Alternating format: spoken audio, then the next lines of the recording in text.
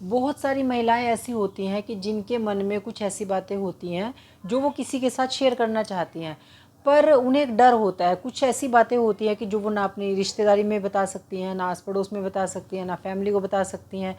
उसे एक डर होता है, उसे लगता है कि मेरे बारे में ये घर वाले क्या सोचेंगे।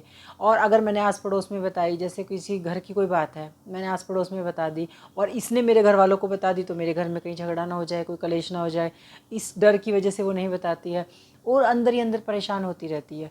तो मैं आपको कहती हूँ कि आपकी कोई भी परेशानी है, जो भी पेरेंटिंग से रिलेटेड है, आपकी मैरिड लाइफ से रिलेटेड है, आप यहाँ पर मेरे साथ शेयर करें। मैं आपकी बात सुनूंगी और जितना मुझसे हो सकेगा मैं उसका, जो भी मेरे दिमाग में आएगा उससे रिलेटेड जो भी सोल्यूशन होगा, मैं उसका पूरा सोल्यूशन देने की कोशिश करूँगी। और मैं और भी लोगों से रिक्वेस्ट करूँगी, जो लोग वीडियो देख रहे हैं उनसे, कि जो आपको समझ में आता है उनकी परेशानी का क्या सोल्यूशन हो सकता है, तो आप भी ज़रूर दे दें। यूट्यूब एक ऐसा प्लेटफॉर्म है जहाँ पर कोई किसी को नहीं जानता है, सब अननोन लोग हैं, ठीक है। तो हम यहाँ पर बेझिझक अपने मन की बातें कर सकते हैं। कोई भी आपकी परेशानी आप कमेंट में लिखें, तो हो सकता है आपको कोई थर्ड पर्सन आपकी इस परेशानी का हल निकाल के दे दे। आपकी जो भी आपकी समस्या है उसका आपको हल मिल जाएगा, ठीक है। और किसी को पता भी नहीं चलेगा, क्योंकि यहाँ पे तो कोई किसी को जानता ही नहीं है। और ऐसे एक दूसरे की हम हेल्प भी कर सकते हैं।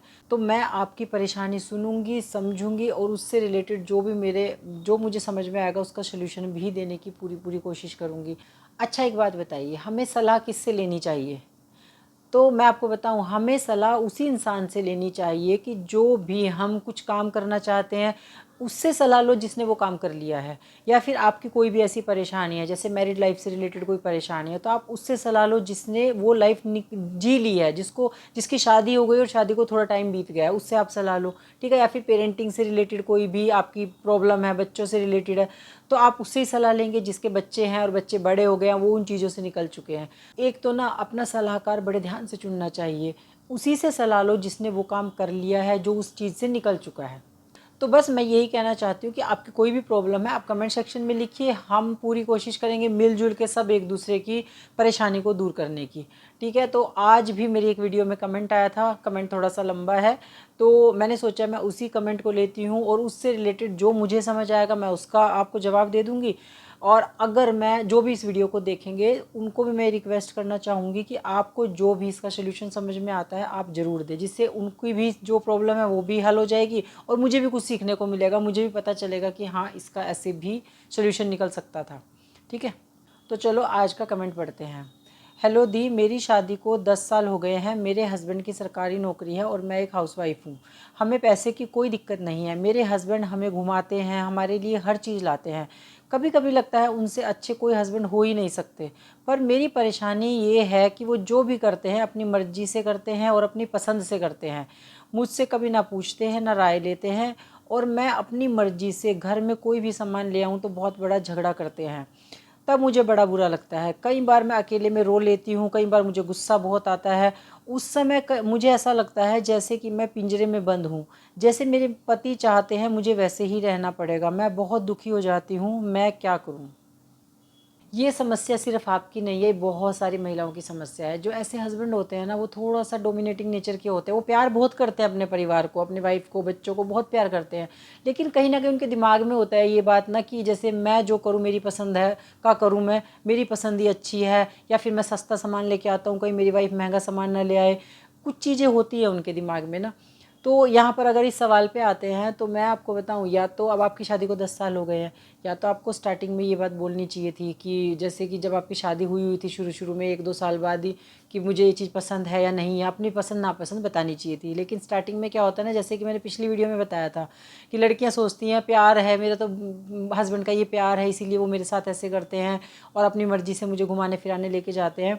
लेकिन मैंने उस वीडियो में ये भी बताया था, कुछ टाइम के बाद ना ये सब चीज़ें इरिटेटिंग लगने लग जाती हैं, क्योंकि उन्हें कहीं ना कहीं लगता है कि जैसे कि मेरी एक जो भी मेरी लाइफ है वो एक बंधन में आ गई है, जैसे कि इन्होंने भी बताई है ये बात, ठीक है। तो चलो खैर, जो भी टाइम बीत गया सो बात गई, अब 10 साल तो बीत गए हैं। अब यहाँ पर इस सवाल की बात करें तो मुझे ऐसा लगता है कि या तो आपको पहले बोलना था, वो आपने बोला नहीं, ठीक है। अब आप क्या कर सकती हैं, अब इतने सालों से आपके हस्बैंड को आदत पड़ गई है कि जो मैं कर रहा हूँ वो सही कर रहा हूँ, जो मैं सामान लेके आ रहा हूँ वो बिल्कुल सही लेके आ रहा हूँ, जो मैं घूमने जाने का प्लान बना रहा हूँ तो भी तो अपने परिवार के लिए बना रहा हूँ, कहीं ना कहीं उन्हें ऐसे ही लगता है क्योंकि वो आपकी खुशियों के लिए कर रहे हैं। ये बात आप भी समझते हैं। ऐसा तो नहीं है कि वो अकेले जा रहे हैं घूमने के लिए, आपको भी लेके जा रहे हैं, अगर बच्चे हैं तो बच्चों को भी लेके जा रहे हैं, सबको लेके जा रहे हैं।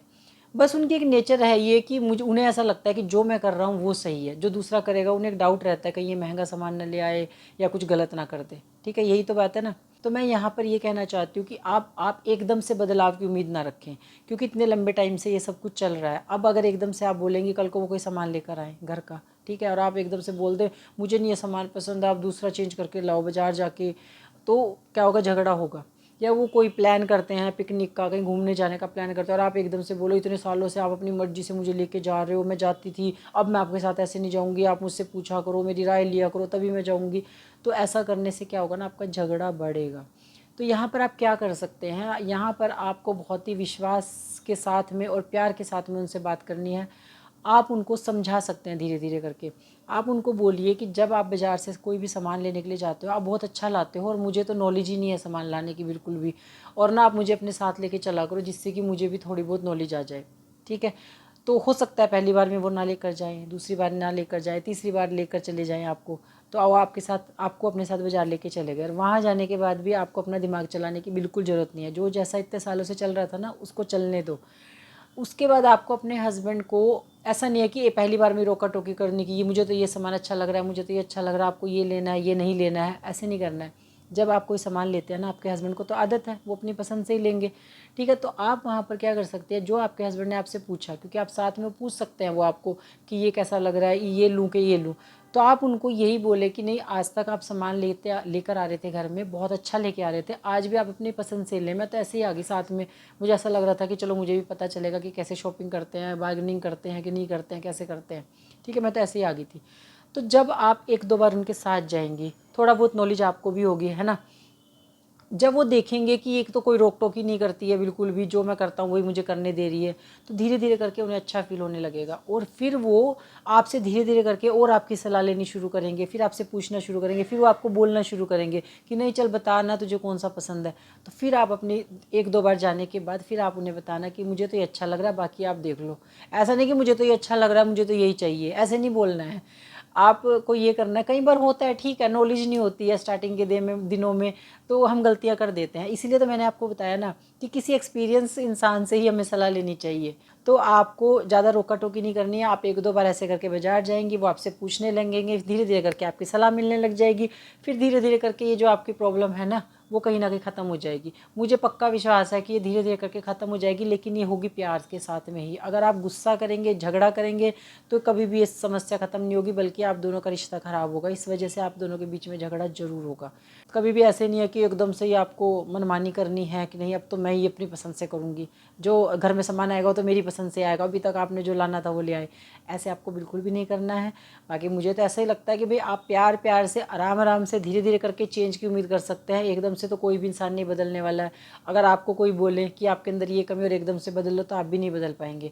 अब ठीक है, उनको इतने सालों से आदत पड़ गई है, कर तो अपने परिवार के लिए ही रहे हैं ना ये, है ना। तो इसीलिए आप धीरे धीरे करके उनको उनके बदलाव की उम्मीद रख सकते हैं, एकदम से तो ये नहीं रख सकते हैं। और फिर मैं हर एक लड़की से ये कहना चाहती हूँ, जैसे आपकी शादी हो जाती है, शादी के बाद अपनी जो भी आपकी पसंद है नापसंद है वो अपने हस्बैंड को बताना सीखें, क्योंकि ये बहुत बड़ी प्रॉब्लम है।